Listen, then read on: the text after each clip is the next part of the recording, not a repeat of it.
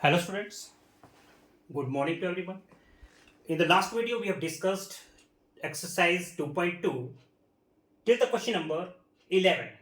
Okay, chapter 2 class 8 exercise 2.2 till the question number 11. Today we will proceed question number 12 onwards. Okay, so I hope you are practicing a lot और practice करेंगे तभी आपको चीजें clear समझ में आएगी. अब देखते हैं next question number 12.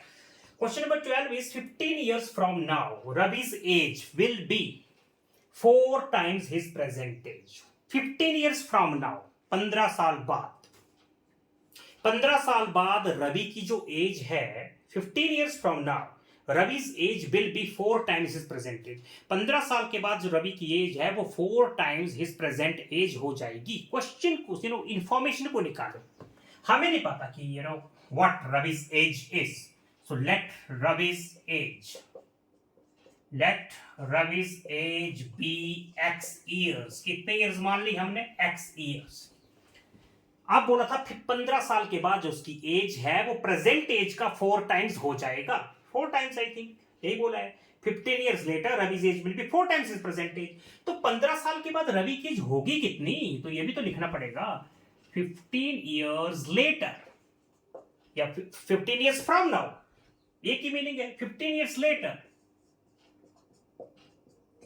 Ravi's age how much? x plus 15. यही तो कि 15 साल के बाद आपकी एज. अभी अगर आप 10 के तो 15 साल बाद 10 plus 15 25 के सेम. तो अकॉर्डिंग टू क्वेश्चन क्या बोला था क्वेश्चन में कि 15 साल के बाद जो रवि की एज है, तो ये है 15 साल के बाद रवि की एज है. ये बोला था कि 15 इयर्स के बाद जो रवि की जो एज है वो हो जाएगी 4 times his present age. Present age का 4 टाइम्स कर दिया. भाई x को वहां ले जाते हैं तो 4x माइनस एक्स कितना होगा? 3x होगा. 3 को डिवाइड कर देते तो x की वैल्यू आ गई 5. रवि है 5 year 5 years. Okay, very easy question. Next one is okay question number 13. Question number 13 is what? Okay, a rational number is such that when you multiply it by 5/2, कोई rational number है, हमें नहीं पता वो क्या है, कौन सा नंबर है. Let the rational number be x. क्या मान लिया हमने? x मान लिया. अब देखते हैं इक्वेशन में क्या लिखा है. A rational number is such that when you multiply it by 5/2. Okay, तो अकॉर्डिंग टू क्वेश्चन क्या बोला था? रैशनल नंबर को जब 5/2 से मल्टीप्लाई करेंगे तो कर देते हैं. ये लो 5/2 को x से मल्टीप्लाई किया तो ये आ गया. और बोला था ऐड 2/3 और बोला ऐड कर दिया 2/3. तो आपको रिजल्ट मिलेगा माइनस हाउ मच? माइनस 7/12. ये लो. There is a rational number which when multiplied by 5/2 and 2/3 is added to that number, you always get minus 7/12. ये है वो इक्वेशन. इस तरह की इक्वेशन बनेगी जो इंफॉर्मेशन हमें दी है. एलसीएम. क्वेश्चन को समझो अच्छी तरह, बहुत आराम से. Let the rational number be x. According to the question में क्या बोला था कि अगर एक रैशनल नंबर है उसको 5/2 से मल्टीप्लाई करेंगे तो 5/2 से हम एक्स को किया तो ये आ गया. और बोला था उसमें 2/3 ऐड भी करेंगे तो आपको मिलेगा इतना. LCM is 12. 2 3 12. डिवाइड करेंगे 6 आएगा. 6 5 30x. डिवाइड करेंगे 4 4 2 डिवाइड करेंगे 1 12/12 1 into minus 7 is cut. Okay, so 30x is equal to +8 को वहां भेज देंगे तो बन जाएगा -8. -7 तो ऑलरेडी आपके पास है. +8 becomes -8. So 30x is equal to -15 and x is equal to what? -15 upon 30 divide कर लो -1/2. ओके, फिर आपको यहां से आगे करवा देता हूं. 30x is equal to -15 and x is equal to -15 over 30. 15 can divide. Answer आपका आ गया -1/2. 15 2 30. Okay, next part. Next question number 14.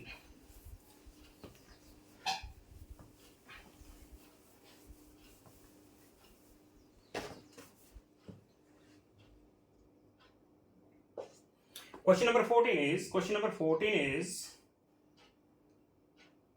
okay.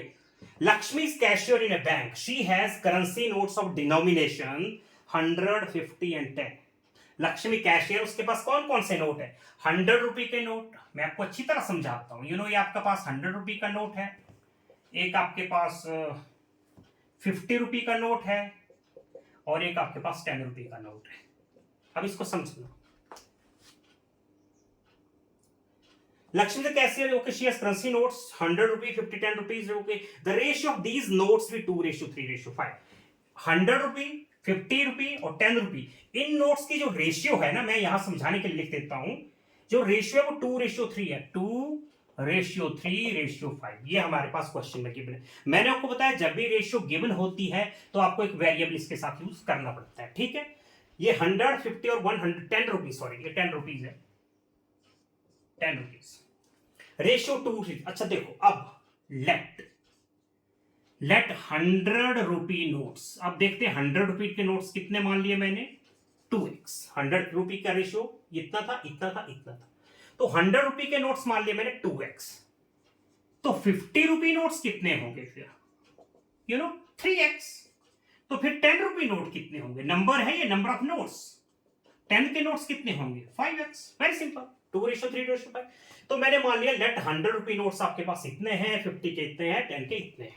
अब देखो, ये तो आपके पास आ गया नंबर ऑफ नोट्स। ये क्या है, नंबर, ये है number of notes, it's okay. Number of 100 rupee notes, number of 50 rupee notes, number of 10 rupee notes, it's okay, ये नंबर है हमारे पास। अब चलते हैं थोड़ा सा मनी वैल्यू। मनी वैल्यू किस लिए, अगर मैं बोलता हूं आपके पास 100 रुपी के 2x नोट्स हैं तो कितना मनी हुआ आपके पास, नहीं समझे। अगर मैं बोलता हूं आपके पास 100 रुपी के 5 नोट्स हैं, कितना मनी हुआ, आप बोलोगे 100 इंटू 5, 500 रुपीज आपके पास। अगर आपके पास 50 के 3 नोट्स हैं तो कितना मनी हुआ, 50 इंटू 3, 150 रुपीज होगा ना। सिमिलरली आपके पास 100 रुपी के 2x नोट्स हैं तो आपके पास मनी कितना होगा, मनी वैल्यू ऑफ 100 रुपीज कितनी होगी, मनी वैल्यू 100 रुपीज। भैया मल्टीप्लाई कर दो, 100 को 2x से मल्टीप्लाई, 100 को 2x से मल्टीप्लाई कर दो, कितना आएगा 200x। इसके आगे लिख देते हैं 200x, ये आ गया मनी वैल्यू ऑफ 100 रुपीज। फिर आएगा मनी वैल्यू ऑफ 50 रुपीज, कितना है 50 into 3, 150x। So money value of 50 rupee notes कितनी आएगी, 150x। फिर आएगी money value of 10 rupee notes, कितनी आएगी, आई थिंक 50x। फिर 10 से मल्टीप्लाई कर लिया, इतना मनी है आपके पास। 100 रुपी आपको इतना मनी, 200x है, फिर आपके पास इतना मनी है, फिर इतना मनी है, और टोटल मनी आपके पास है 1 lakh. Sorry I think 1 lakh नहीं, टोटल मनी कितना है, टोटल मनी 4 लाख, 1 लाख नहीं 4 लाख। तो this money plus this money plus this money, 200x plus 150x plus 50x is equal to 4 lakh. ये इट्स ओके, ऐड कर लो 200x प्लस 150x 400x, कितना बनेगा ये 400x इज इक्वल टू आ गया 4 लाख, और x की वैल्यू 400 को आप वहां जाके डिवाइड कर देंगे, 400 वहां जाके डिवाइड हो जाएगा, 2 0 से 2 0 कट, 4 से ये कट, 1000। तो x की वैल्यू कितनी आ गई 1000, x इज इक्वल टू आ चुका है 1000। आपसे पूछा था 100 के कितने नोट्स हैं, आप बोलेंगे 2x।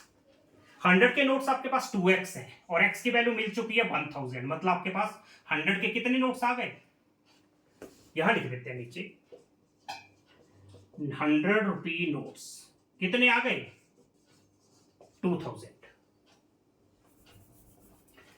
50 रुपी नोट्स, 50 रुपी नोट्स, x की वैल्यू आपके पास 1000 है तो 1000 इंटू 3 कर लेना 3000।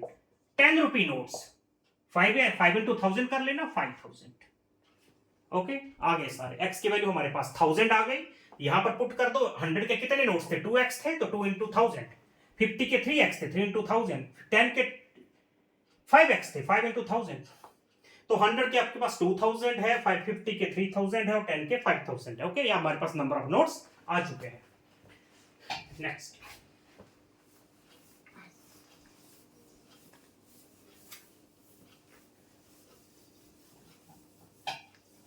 क्वेश्चन देखते हैं। Okay, question number 15। Question number 15 ये भी बहुत इंपॉर्टेंट है और थोड़ा कंफ्यूजिंग भी है। मैं रोज देखता हूं, मुझे तो पता है बच्चों को कितनी प्रॉब्लम होती है इस सॉल्व करने में। ओके, क्वेश्चन नंबर 16 या अभी आई थिंक 15 भी तो करना था, 15 तो किया ही नहीं हमने। क्वेश्चन नंबर 15 तो ये कौन सा था, थोड़ा आई थिंक वो 14 होगा। क्वेश्चन नंबर इट वाज 14 और ये अब हमारे पास 15 है। I have a total of 300 rupee coins. बहुत ध्यान से समझना, मेरे पास टोटल मनी मान लो है 300 रुपीज, इतना मनी है 300 रुपीज। अच्छा मनी किस में है? 1 रुपी, 2 रुपी और 5 रुपी के कॉइन्स में है, या नोट मान लो, कन मान लो। मनी जो है वो किस किस में है? एक तो 1 रुपी का कॉइन, 2 रुपी का कॉइन्स, ये 5, ये सारी क्या है? ये कॉइन्स है। मेरे पास टोटल मनी 300 रुपए है, लेकिन मेरे पास क्या क्या है? 1 रुपी का कॉइन, 2 का, 5 का, टोटल मनी कितना बन रहा है? 300 रुपीज। ओके, ये कॉइन्स है। The number of 2 rupee coins is 3 times the number of 5 rupee coins. यहां पर सबसे बड़ी प्रॉब्लम, यहां पर प्रॉब्लम हो जाती है। क्वेश्चन में बोला है कि जो नंबर ऑफ 2 रुपी कॉइन्स हैं, जो 2 रुपए के कॉइन हैं, ये कितने हैं? 3 टाइम्स द 5 रुपी कॉइन्स। ये जो 2 रुपए का कॉइन्स है वो 5 रुपए के कॉइन्स का 3 टाइम्स है, जिसको बोलते हैं 3 गुना। ये 2 रुपए के कॉइन्स है वो 5 रुपए के कॉइन से 3 टाइम्स है। अगर मैं इसको मान लेता हूं x, मान लिया मैंने, मेरे पास 5 रुपए के कितने कॉइन्स है? x कॉइन्स है, तो 2 रुपीज के कितने हो जाएंगे? 3x coins. समझे? क्वेश्चन में बोला है कि जो 2 रुपए के कॉइन्स है वो 5 रुपए के कॉइन्स का 3 टाइम्स है। तो मेरे 5 रुपए के कॉइन्स को अगर x मान लिया तो मेरे पास 2 रुपए के कॉइन्स हो गए 3x। तो ये नंबर ऑफ कॉइन्स है। ये मैं नीचे लिखूंगा भी, तो मैं आपको समझाने के लिए लिख रहा हूं। अच्छा 1 रुपए के कितने कॉइन्स होंगे? टोटल कॉइन्स है 160। देखो टोटल कॉइन्स आपको दिए हैं 160।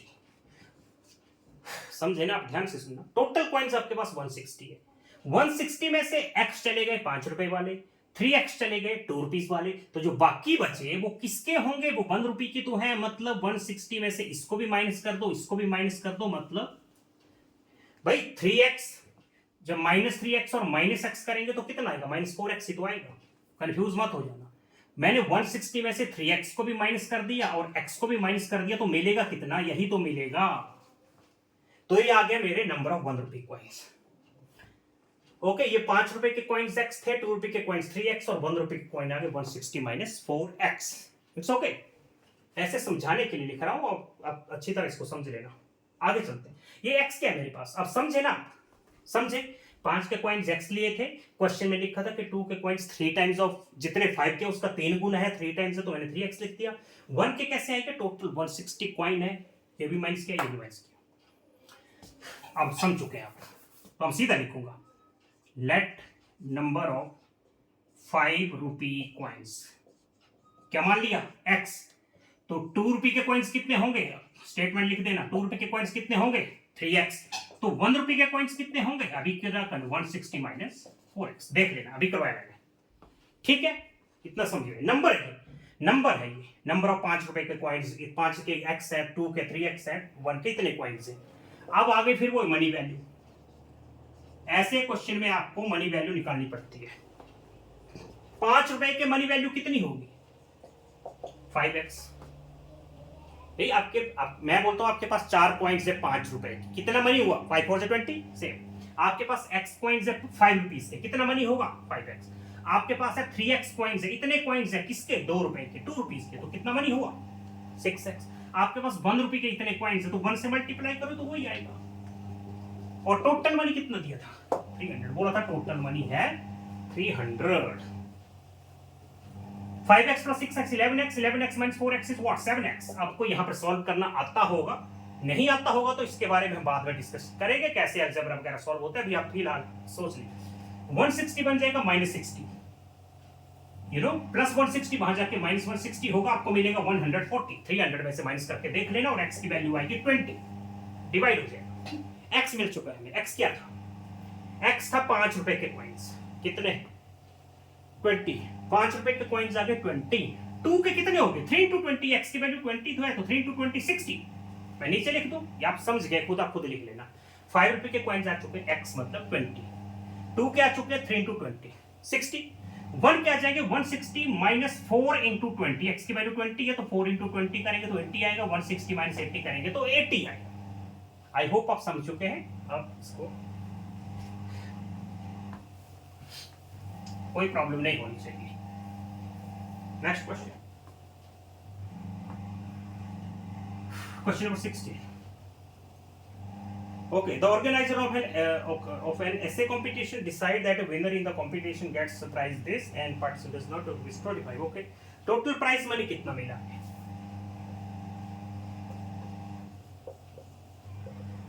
टोटल प्राइज मनी है हमारे पास कितना 3000। यस, टोटल प्राइज मनी है 3000 और टोटल पार्टिसिपेंट कितने 63। भाई जो जीता है 63 में से कुछ बच्चों ने पार्टिसिपेट किया, जो जीते हैं तो एक विनर को दे दिया 100 रुपीज और जो पार्टिसिपेट नहीं किया उसको दे दिया 25 रुपीज। ठीक है, एक बच्चे की बात हो रही है। तो टोटल पार्टिसिपेंट कितने हैं?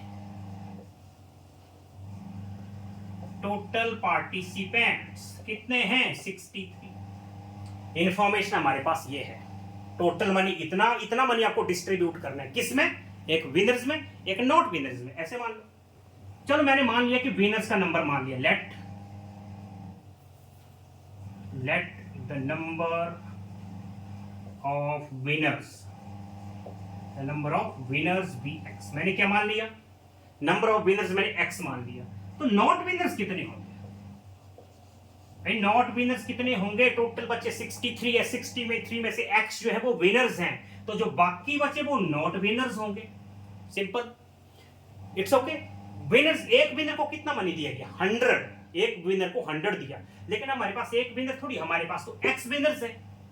मतलब अगर एक्स मान लो, एक्स की वैल्यू 5 आ गई, तो एक विनर को 100 है तो 5 विनर्स को 500 चला जाएगा। लेकिन यहां पर हमारे पास एक्स विनर है, एक विनर को अगर 100 रुपीज मिला तो एक्स विनर को मिलेगा 100 मल्टीप्लाई बाई एक्स, इतना मनी विनर्स को चला गया।